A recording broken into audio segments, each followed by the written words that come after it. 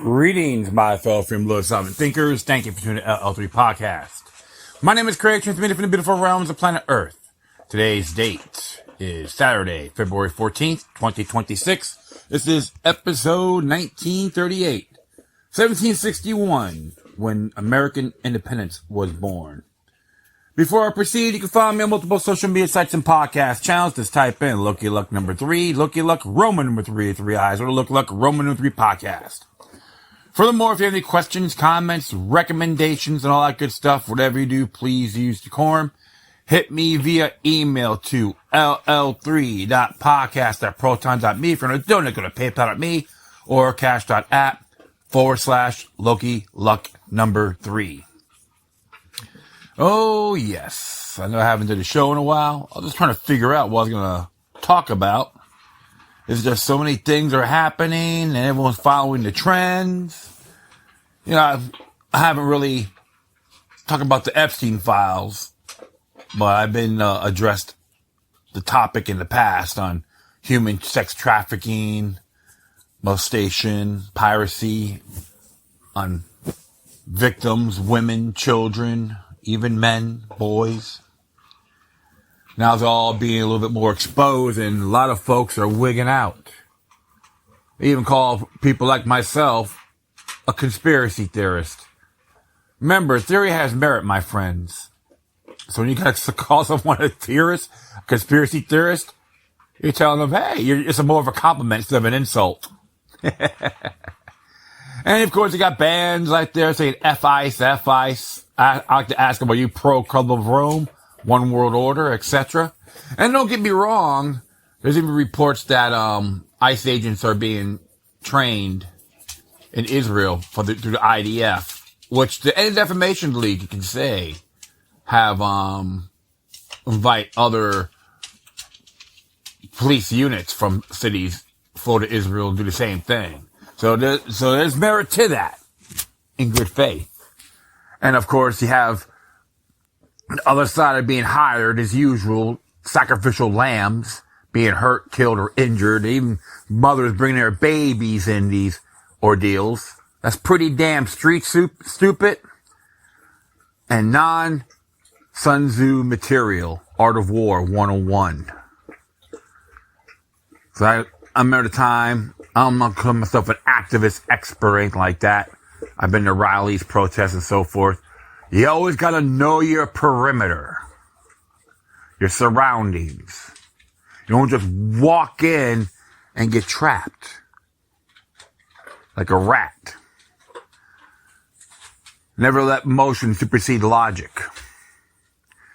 But sometimes it really gets to me on some of these idiots. Doesn't matter what side of the paradigm you're on. And of course, the Lacanian fetish. All these Lincolnites out there like to complain about one man for everything because they don't even have a clue, can't even wipe their own rear ends. They believe, oh, get rid of one person, we'll be free. Yay! Oh, man. And they're being played as well. All these folks getting brainwashed, being her conformists. I want to wear a cowbell around my neck and to represent walking antimatter. Am I cool and trendy? Yeah. You know where my dog's been running around here. So if you hear him in the back. Good boy. I love him. I just go on and on and on. And of course, you got folks in government believe in anti-natural rights. And some folks believe that we should have red flag laws where we live. Yeah, so go get yourself an abandoned raft, get a map to Cuba, and head down over there. If you want to be catered to, pampered, have the government tell you how to live, think, wipe your own rear end, right? Don't tell me how to do that. As far as I'm concerned, you're a treasonous quack. Vanna Garner's more crazy than you ever be. And I digress. You're talking about the economic collapse.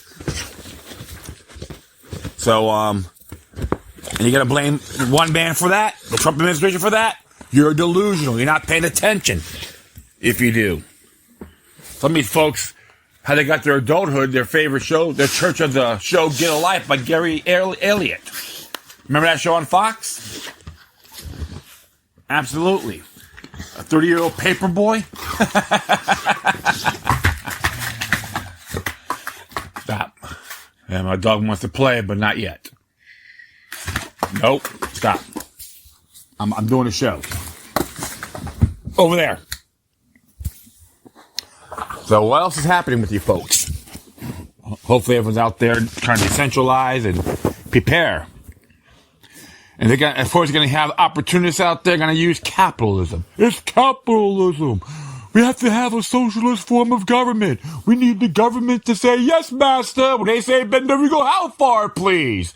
I know there was a facility in Miami, right in the heart of the alleged around the Cuban community. They had this place, a wall, praising all the commies and socialists and so forth. Just call it the Marxonian outhouse. I would. What the hell? Or the Jacobin outhouse, you know? Just go there and defecate it, metaphorically speaking. Mock them. 7 bar Palmolive soap while you're at it. But, just, what can we say, right?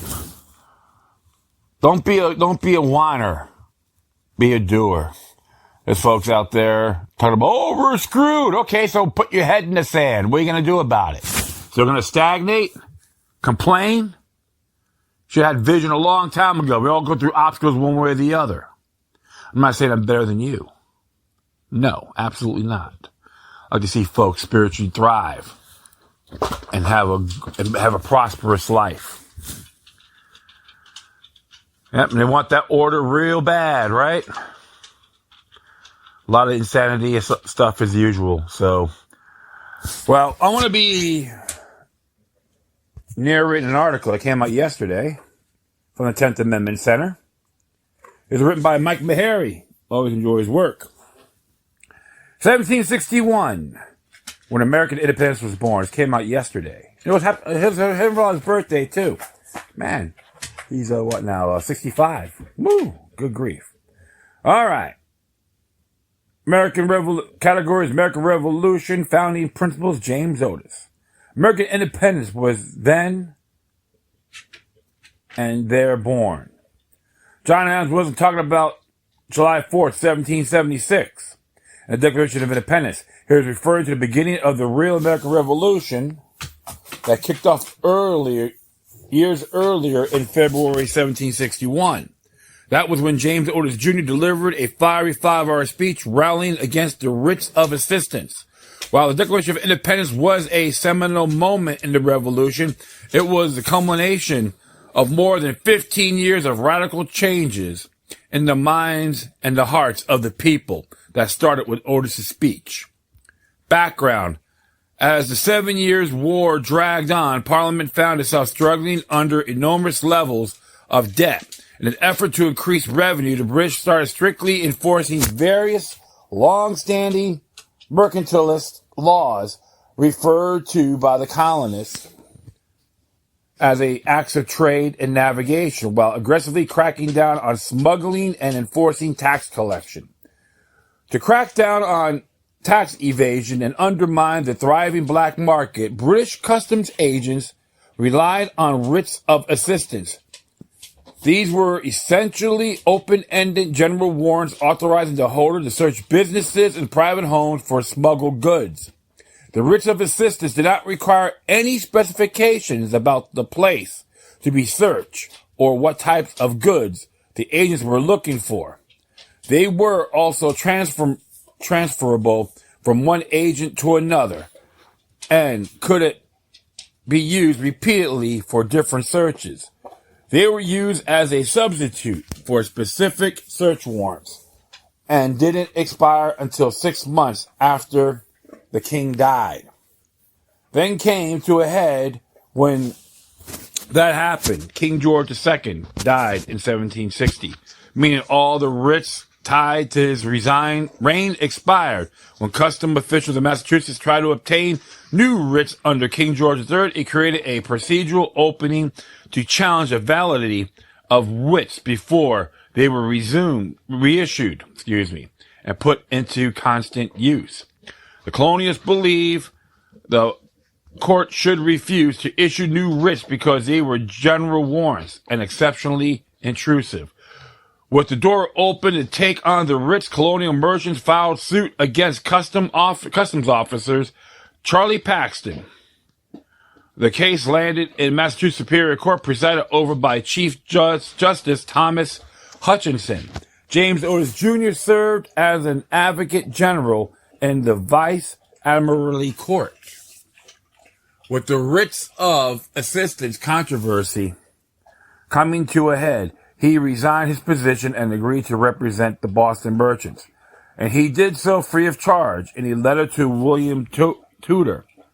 John Adams said great fees were offered, but Otis insisted, in such a cause, I despise all fees. The speech, instead of merely arguing the case from a technical standpoint, Otis attacked the very constitutionality of the writs. In another letter to William Tudor, Adams said, Otis demonstrated the illegality, the unconstitutionality, the inquiry, and inhumanity of what wit is in so clear in a matter that every man appeared to me to go away ready to take arms against it. Otis opened his salvo against the writs by characterizing them as the writ of instrument of arbitrary power, the most destructive English liberty and the fundamental principles of law that was ever found in an English law book. A year later, Otis explained exactly what he meant by arbitrary power, saying in plain English, it means no more than to do as one pleases. The idea that Parliament was exercising arbitrary power became a common refrain in the years leading up to the Declaration of Independence. It was often referred to as a usurpation or theft of power. In fact, the Declaration refers to the list of objectionable actions taken by the British, not as grievances, but as injuries and usurpations. In other words, it was a list of grievances related to exercise of arbitrary power. Otis argued that this exercise of arbitrary power sanctioned by writs of assistance trampled on one of the most essential branches of English liberty, the freedom of one's house, and he famously declared, a man's house is his castle, adding that while he is quiet, he is well guarded as a prince in his castle. Writs of assistance, Otis argued, totally annihilate that privilege. Otis went on to declare that reason and the Constitution are both against this writ, and he asked a rhetorical question. Where are they authorized by law? Let's see what authority there is for it. Not more than one instance can be found of it in all of our law books. By virtue of their unconstitutionality, Otis called the writs void. In other words, they didn't exist as a matter of law. He insisted no acts of Parliament can establish such a writ. Through it should be made in the very words of the petition. This was the root of every colonial objection to British authority that would ultimately lead to independence of the British government, was exercising power that it didn't constitutionally possess. Otis hammered this point time, declaring that such acts were not law at all. An act against the Constitution is void. Otis went beyond the constitutional ramifications, arguing all these acts to be null and void by the law of nature as well as by the American charters, because America was not represented in Parliament. We don't have a full transcript of the long speech, as Adams pointed out. Reconstructing the whole speech was impossible. No man could have written from memory Mr. Otis's argument for 4 or 5 hours in length against the acts of trade considered as revenue laws and against writ of assistance as tyrannical engines to carry them into execution.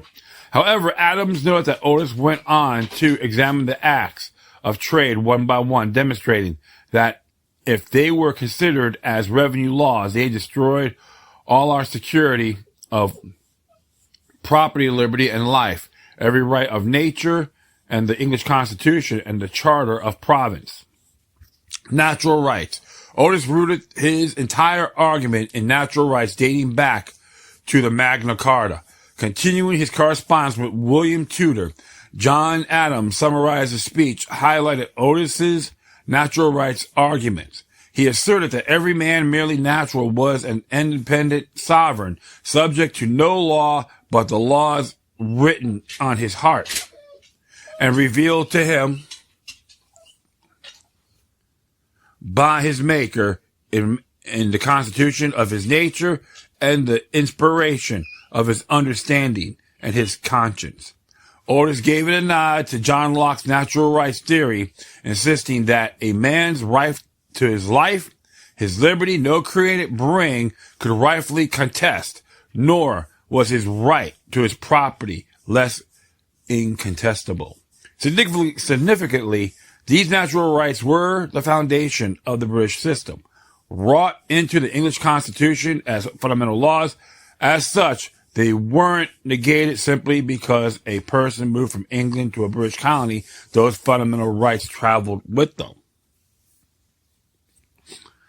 Our ancestors as British subjects and we their dissidents and the British subjects were entitled to all those rights by the British Constitution as well as by the law of nature and our provincial charter, good grief, as much as any inhabitant of London or Bristol or any part of England, and were not to be cheated out of them by the phantom of virtual representation or any other fiction of law or politics or any monkish trick of deceit and hypocrisy. Conclusion. At the time, nobody imagined that a long speech during a legal proceeding would light the fire of revolution. That's exactly what James Otis Jr. did. Adams certainly believes this is to be the case. He called Otis a flame of fire. That's what he said here, with a promptitude of classical allusions, a depth of research, a rapid summary of historical events and dates, a profusion of legal authorities, a prophetic glance of his eyes, not futurity, and a rapid torrent of impetuous, eloquence. He hurried away all before him. Otis did more than attack the writs. He laid the philosophical groundwork that would birth independence, articulate the constitutional argument supporting the colonial cause. Adams said he did so with power and conviction and comprehensive knowledge. He showed not only the illegality of the writ, its insidious and mischievous tendency, but he laid open the views and designs of Great Britain of taxing us, of destroying our charters and assuming as the power of our government, legislative, executive, and judicial, external and internal, civil and ecclesiastical, temporal and spiritual. The speech spread a revolutionary fervor throughout the crowd of onlookers. As the news on the speech got out, the flames of revolution began to spread. As Adams described it, every man of an immense crowded audience appeared to me to go away, as I did, ready to take arms against the writ of assistance. He went on to call Otis's stance in the courtroom at the start of American Revolution, calling it the scene of the first act of opposition to arbitrary claims of Great Britain. Taking it further, Adams recognized that American independence wasn't born in 1776. It was right there in 1761. Then and there, child independence was born. In 15 years, i.e. in 1776, he grew up to manhood and declared himself free. Interesting. So it's really nothing new under the sun, right? It always goes on cycles and all that stuff. And we're hitting it again. When I study some history now and then, what we're observing in these United States is more like the 1850s era. Politically speaking, mudslinging, calling people out, and all that. But we gotta always look at the one thing, folks. Factions destroy liberty. Noah Webster gave us a warning on that. And, of course, George Washington's farewell address. Centralization is dangerous under Andy Feller's Papers 1. It's always good to know these things, because if you don't learn from the past, we're damned to repeat it. Don't have to listen to the bobbleheads, the beakers, and all these other goofballs out there that have a better solution. Wants to give us a handout. Gimme, gimme, gimme. Now we gotta earn our respect. That's how you build character. Earn your things. Don't be like little privileged little hacks that think we should all kiss the floor you walk on. It's irrelevant, inapplicable, and void, as far as I'm concerned. So James Otis Jr. gave us the inspiration, and we need to keep that torch of liberty lit. Don't let it get extinguished. Don't be a whiner, a crybaby. Tell about how your life is so bad. Like I said, we all went through obstacles in different avenues. It's how you pursue. Better yourselves. There's folks in my demographics right now don't even got a pot to urinate in. They all want to point the finger, but they can't look at themselves. That's why individuals like that, I don't really talk to them as much. Because it's a waste of energy. Not trying to be too judgmental. But your actions speak louder than words. Well, think liberty over tyranny, my friends. And no such thing as this day and age, belly up to the state is patriotic. No, it's treasonous, as far as I'm concerned. Don't usurp us. Try to do that to other people, you're just the enemy of humanity. Well, that's just my intake on this. That will be it. I'd thank everyone for listening, plus feel free to download and share us throughout your social media networks. If you have any questions, comments, recommendations, all that good stuff, whatever you do, please use decorum. Hit me via email to ll3.podcast@proton.me if you want to donate for the PayPal me or cash.app/look3. If you want to support the 10th Amendment Center, donate, subscribe. I don't know about subscribe, but buy their merchandise. Listen to their shows. That'd be very cool. Educate yourselves. And see things more thoroughly. Once again, thank you for your time. Plus, always remember that demoniac resistance is healthy for the soul and can liberate humanity. Until next time, take care of yourselves. Keep on spreading the love. And may your guardian spirits be with you.